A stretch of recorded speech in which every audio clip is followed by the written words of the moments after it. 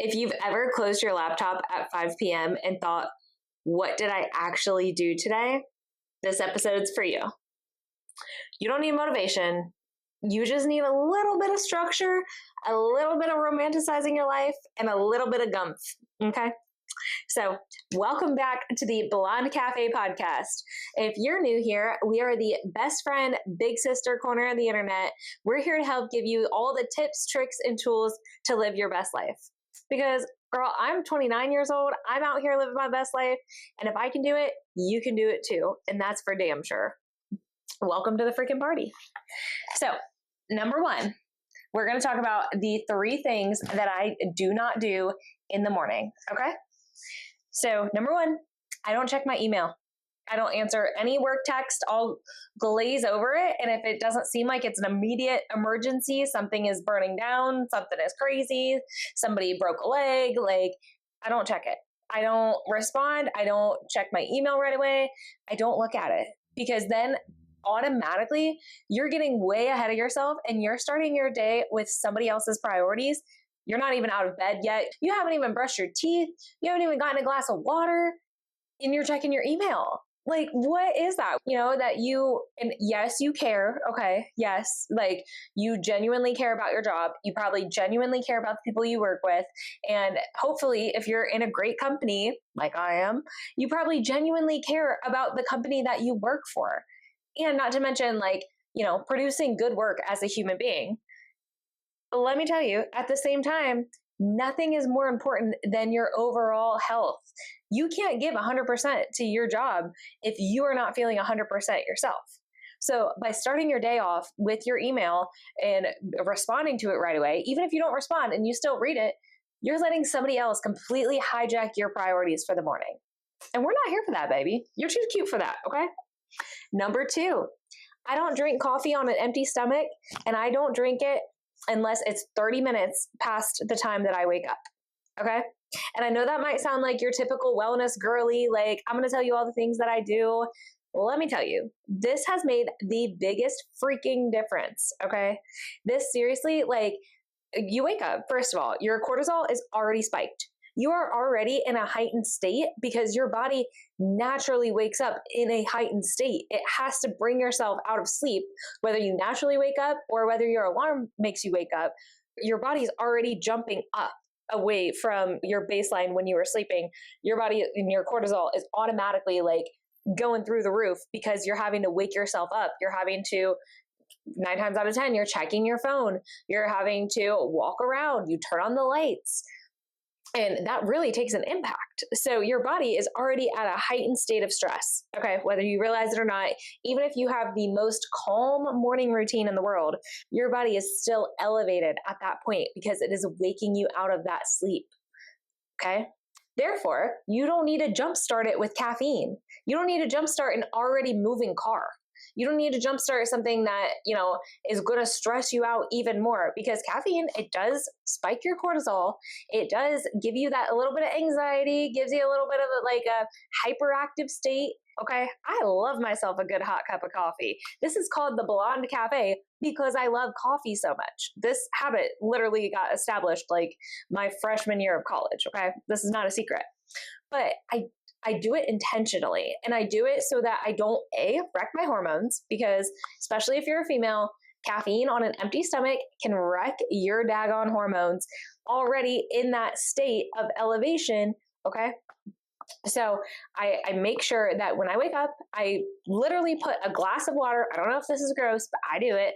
I put a glass of water beside my bed. I leave it there overnight and I chug it first thing in the morning. And typically it's a tumbler. I'll leave my tumbler, like grab your Stanley, like whatever you want to do, put that beside your bed. That's the first thing you do when you wake up. You drink water. Okay. Your body is naturally going to be a little bit dehydrated because you are sleeping and your body processes all the things and processes all the toxins and whatever. That takes water. Not to mention you're sleeping for hopefully 8 hours and you're not drinking water or consuming any sort of liquid at that point or eating anything at that point.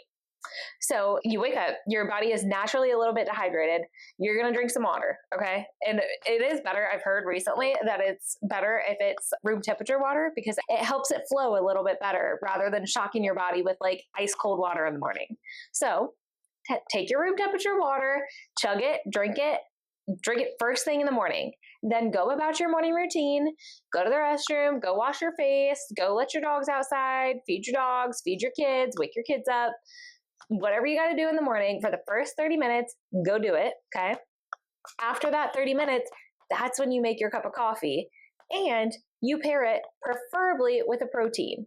Okay. That can be literally anything as small as a turkey sausage link, a regular piece of bacon, a protein bar, a protein muffin, perhaps, egg, like egg whites, scrambled eggs, hard-boiled eggs, can be any source of protein, but pair it with some protein first because protein is going to stabilize you. It's going to stabilize your blood sugar. It's going to stabilize your general well-being. And so when your coffee goes in, it doesn't shock your system as much. It still wakes you up, still, get your brain going. My brain does not function half the time if I do not have a cup of coffee. And I know that's not the best. Okay. You don't have to come for me, but I'm being real. That's what we're here to do at the Blog Cafe. We're chatting like we're besties. We are all about moderation. So your girl still loves her cup of coffee in the morning, and it does get my brain flowing a little bit better than if I do not have it.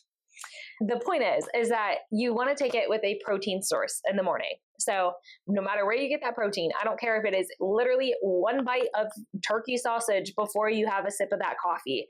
I don't care if it's an egg, hard-boiled egg, scrambled egg whites, protein bar, protein muffin. Any sort of protein is going to help you stabilize throughout the day. It's going to help reduce your cravings immediately because it stabilizes that blood sugar. So if you have breakfast, I don't care if you have toast, fruit, whatever, your blood sugar is not going to spike as high because you're coating it with a source of protein first. And it's also not going to wreck your hormones as much because you are not having your caffeine on an empty stomach.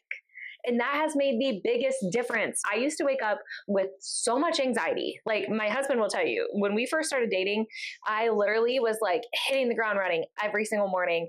That's when I talked about I would have like a protein shake in the morning. I would have sometimes an energy drink. I would have a cup of coffee. Occasionally, I would mix my coffee in my protein shake. It was a whole thing. And I always woke up so freaking anxious. And my anxiety did not go away until it was probably like 10 a.m. maybe. And I had interacted with a lot of people. So it kind of like got that out of my brain a little bit. Or if I was like doing something for work and I had to be focused on it that morning, that would kind of make it go away.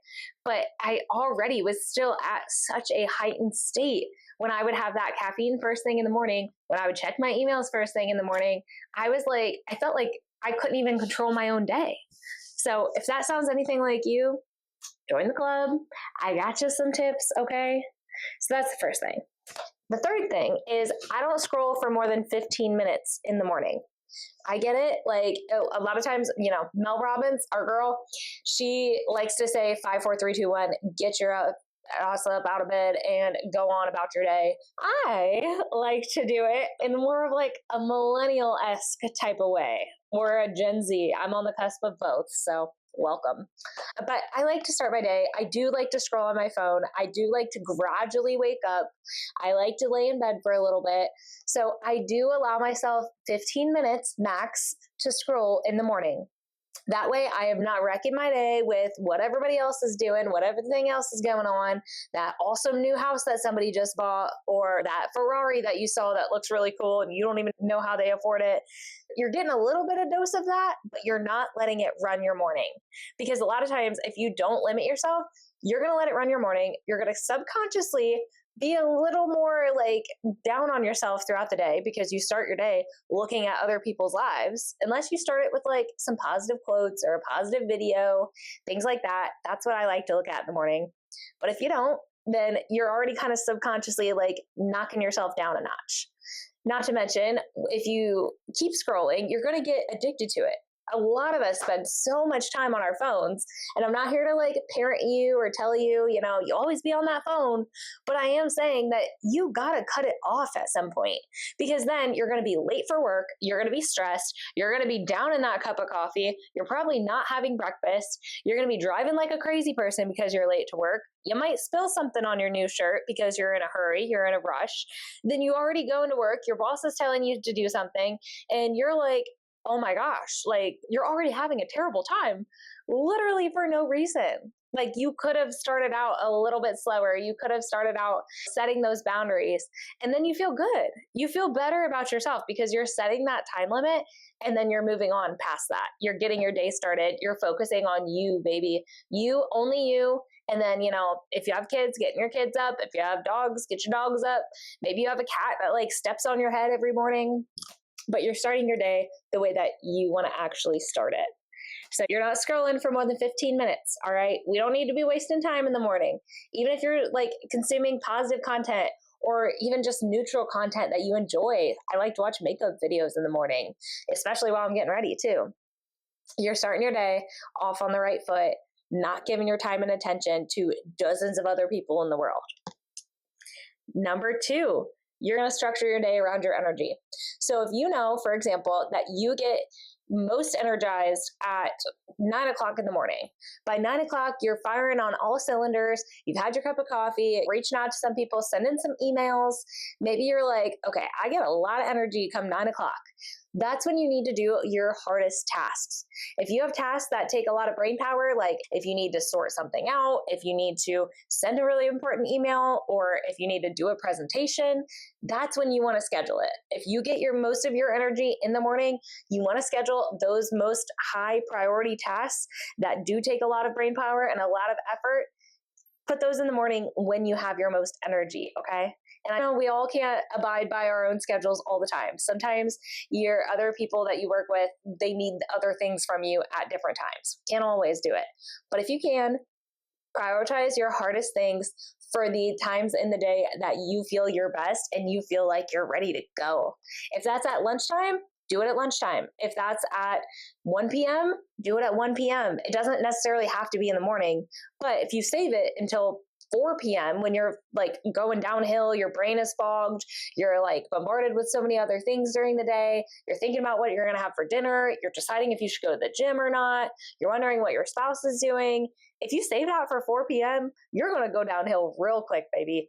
And then you're going to have that moment when you shut your laptop and you're like, what did I actually just do? Or you're going to slap something together and it's not going to be your best work. You're not really going to feel that great about it, but you're doing it just to get it done. But I mean, if you're putting effort into any sort of work, you want to take pride in it, right? That's why we have jobs. That's why the goal is to enjoy your life. The goal is to enjoy what you're doing 8 hours a day, 5 days a week, or more. The average corporate American schedule is typically 8 to 5 or 9 to 5. But that's what you're going to do. You're going to structure your day around your highest energy points and your lowest energy points. So same thing, if you have certain tasks that you're like, okay, I could probably do this with my eyes closed, or this doesn't take as much brain power, or I know that I can use AI to help me out with this. Or if you say you just need to restructure your to-do list or something like that, that's when you can save those type of tasks for the times when you're starting to get bogged down in the day. If you hit that 3 p.m. slump and you're like, oh my gosh, I need to get through the day, like, what do I do? That's what you save those tasks for. The ones that you don't really have to think about, you can knock out. Maybe you can put on a podcast, this one, or you can put on some music, or you can chat with somebody while you're doing it. Those are the tasks that you save for when your energy is at your lowest points. And you're going to feel like you rock the damn day. Like I said, other than, those other times when people need different things from you at different points, if you can structure your day around your highs and lows points, you are going to freaking rock it. That has been the biggest game changer for me personally. And I know it will be for you too. And if you do try it, please let me know. Please holler in my comments. Please send me a DM. Please just reach out, reply to my Instagram story. Let me know how you feel. Okay, next, you're going to do some dopamine anchors because we are all centered around dopamine here in 2026. It has increased now like it never has before, and it keeps getting more and more intense as the years go on. Okay. We're hitting dopamine so much more intensely. I don't even know if that was grammarly correct, but we are getting dopamine so much more than we ever have. And you know where it's coming from? Beautiful social media. And you know how long your attention span is? About 7 seconds, probably even less than that. I think right now it's at like 3 seconds. But that is where you're getting that dopamine. Every time you come up to a new video, you see something different. You see something new. That is a hit of dopamine. Every time you take a sip of a drink that you really love, I don't care if it's a Coca-Cola, I don't care if it's a spicy marg, I don't care what it is. Every time you get a sip of something that you love, dopamine. Every time you eat a delicious meal, dopamine. Every time you see a funny meme, dopamine. Every time you talk to your spouse or your best friend or, somebody that you really love, dopamine. Those are the types of things that we are consistently consuming every single day. Not to mention being out in the sunlight, that's a natural dopamine source.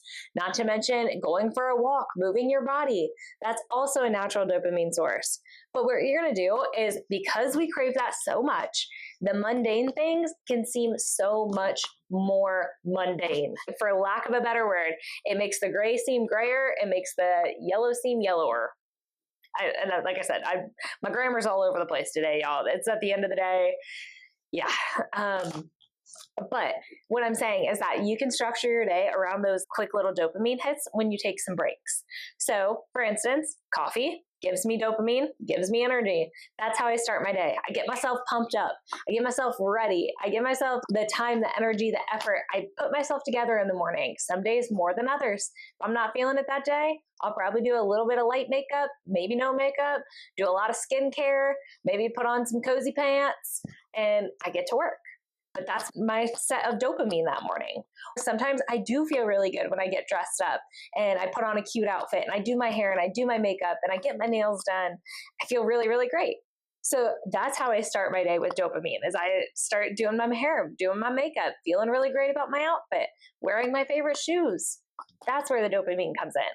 Or say you hit 11 a.m. and you're like, oh my gosh, it's not lunchtime yet. What am I going to do? I'm tired. I'm grumpy. I'm whatever. Maybe that's when you get like a sugar-free Coke Zero. Maybe that's when you get some blueberries for a snack. Maybe you go take a walk around the block outside. Maybe you watch a funny video on your phone for a second and then you get right back to work. Maybe you talk to a coworker for a second and just say, hey, oh my gosh, what'd you bring for lunch today? Or maybe you collaborate with them on a project. But you have to kind of insert those dopamine hits throughout your day so that your day does not drag on. I don't care if you absolutely love what you're doing every single day, because I know I do. Your brain is now conditioned, whether you like it or not. If you're participating in the normal Western culture in 2026, your brain is conditioned to have those dopamine hits all the time. So you got to keep rolling with the punches. That's why a lot of people tend to switch tasks throughout the day. Sometimes it can mess with your brain a little bit too much. But if you find that like you're kind of burned out on one task, maybe that's when you switch to a different task that you can put on a podcast and listen to and do that kind of, that non-thinking task that you need to do. Organize some files, put something in the chat GPT, send a couple emails that you don't have to really worry about your grammar or your spelling or anything like that. And it's just your coworker to send them a document, That's when you get those types of admin things done. Maybe you clean out your desktop. That's another thing. Like you can clear off your desktop and then it's like a breath of fresh air. Literally feels like you got a new computer. Maybe you wipe off your desk. Maybe you clean out a desk drawer for 10 minutes, 15 minutes. And I'm not saying you spend your entire day like chasing these dopamine hits or doing like random tasks just to try to keep yourself up and up. I'm saying that like when you do start to hit that wall during the day, that's what you can do. Those are just a couple ideas, but that's what you can do. You can give yourself that little hit of dopamine to keep on going. If you don't currently eat lunch or take a lunch, that will also give you dopamine because our brain receptors respond to food, especially if it is delicious food that you enjoy. That will also help. So make sure you eat lunch too, because that's naturally kind of built into our workday structure, hopefully. Okay. Next, you're going to do a 10-minute reset. So at the end of the day, you're going to clean off your desk. You are going to organize your email. You are going to mark those unread messages. You're going to respond back to them or mark them for tomorrow. You're going to take your to-do list. You're going to edit it however you need to edit it. You're going to close all of the tabs on your computer. Unless you're in the middle of something and you're like, okay, I know I'm going to pick right back up on this tomorrow morning and I have it just the way I want it. You don't want to close that tab. That is the exception. If you have 27 tabs open on your computer, I don't care how savvy you think you are, 9 times out of 10, you are clicking at least 1 to 3 other tabs than the one you're looking for. And it's just stressful to look at. It is so damn stressful to look at. And you might be like, those are my comfort tabs. I need those. I'm going to need every single one of those. That's how I keep my reminders. You're stressing yourself out. I challenge you to keep your reminders on a list. I don't care if it's a paper list. I don't care if it's a digital list. I don't care if it's on your phone. I don't care if you literally talk into a voice memo to have your to-do list. Close out those tabs. For the love of everything, it is stressing you out more than you realize. And a lot of people say they have their emotional support tabs, and so you don't forget anything. That is what a list is for. I tell you, the more that your brain sees clutter, the more you're putting another barrier to entry when you are trying to put forth good work, guys. It's science. I'm not making this up. I promise. It's science. So at the end of the day, you're going to do that 10-minute tidy. All right. You're going to clean up your desk. You're going to take that coffee cup to the break room. You are going to take that lunchbox container and put it in your bag so you don't forget it. You're going to wipe off your desk, maybe take a Clorox wipe or a tissue or whatever, wipe off your desk from the day, the fingerprints, wipe it off. You're going to close those damn tabs unless it's a project you're going to pick back up on first thing tomorrow morning and you don't want to lose your spot. Do it, okay? Bookmark some tabs. There's a wonderful thing called bookmarks online. You can do it on Google Chrome. You can do it on Safari. Make a bookmark for tabs. That can help, okay? So you don't have as many going on as you think you do. You can put them into folders. That's what you're going to do at the end of the day, and it's going to reset. And you're going to brain dump any sort of loose ends. You're going to add that to your to-do list, whether it's at home, like, oh my gosh, I need to switch over my 401k. I need to clean the baseboards. I need to thaw out that chicken in the freezer. If it's a home thing, write it down. If it's a work thing, write it down. If it's something completely random that you can get done within 3 minutes, do it. Guys, this makes the biggest difference. I'm not kidding you. So, you don't need a different job to feel better about every day. If you truly love your job, if you truly love your career, if you truly love the position that you're in, you just got to kind of structure it a little bit better. And then if you're not sure and you're like, I feel so about my job, structuring it, if you do all of these things and you find that it's still not working for you, you're still not lit up every single day, or at least a few times a week, or at very, very least once a week. If you're not excited about what you're doing, get the hell out. Get a different job. I know it's easier said than done. Believe you me. Check out the interview with my dad, aka a business owner, aka one of the smartest people that I know. Check out some interview tips, okay? I know it's easier said than done. A lot of people are really afraid of making changes because it doesn't only affect just them. They've got a family riding on it. They've got, kids riding on it. They've got sustainability and income and just general well-being riding on it. I get it. It's not easy, especially if you change to a different income structure, or if you change something and you have no idea if you're going to like it or not, but it's another opportunity. Do it. Take the leap. You can always make changes after that.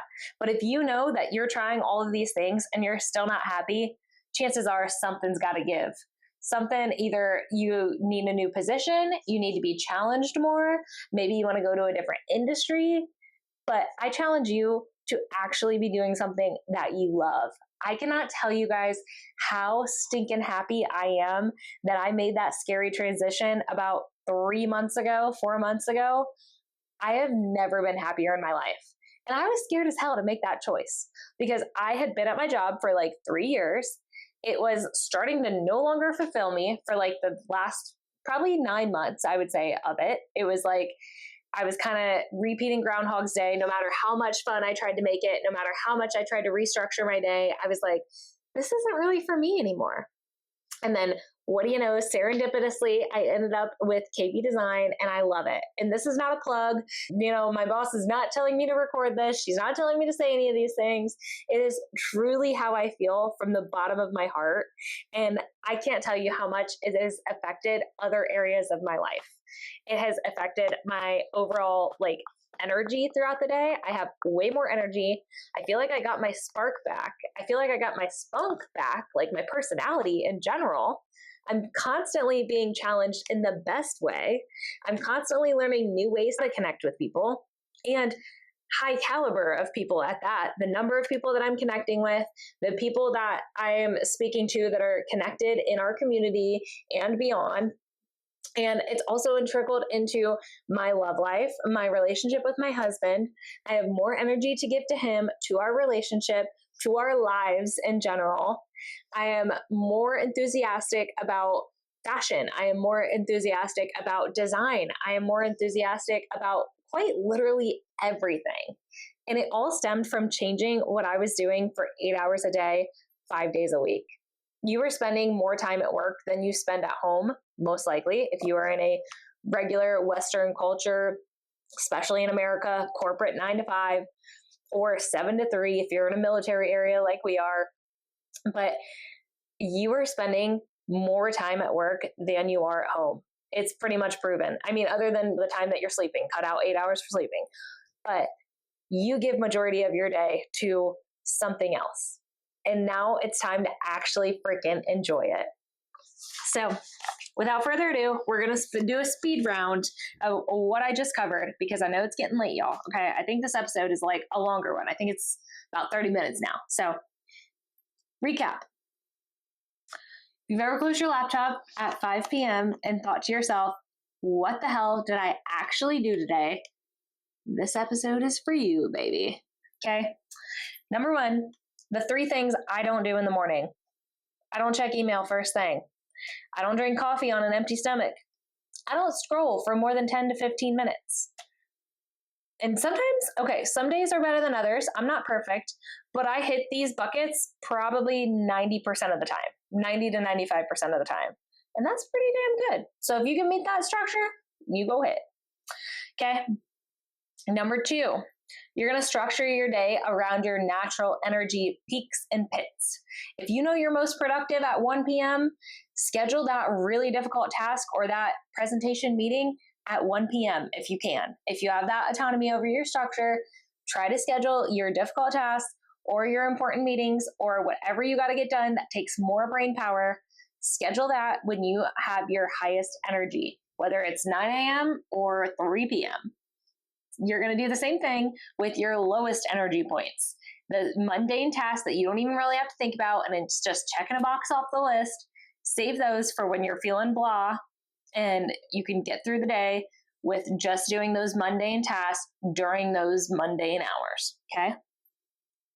Next, dopamine anchors, whether it's a cup of coffee, whether it's a walk around the block, getting some sunshine, drink of water, whatever that is, get some dopamine throughout your day, particularly at those low points to kind of keep you going.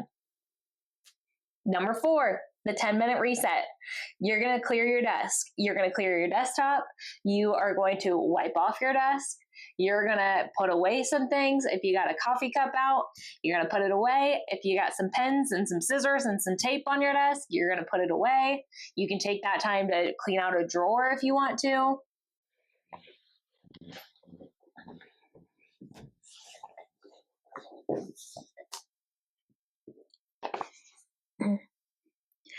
You're going to do that 10-minute tidy, okay?